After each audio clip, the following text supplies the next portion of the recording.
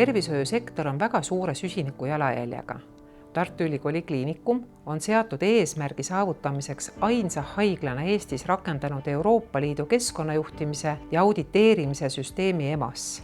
Kliinikum on keskkonnategevuskavaga seadnud eesmärgiks suurendada energia- ja ressursitõhusust, vähendada jäätmeteket ja edendada ringlussevõttu, suurendada keskkonnateadlikkust nii oma töötajate kui ka patsientide ja üldsuse seas.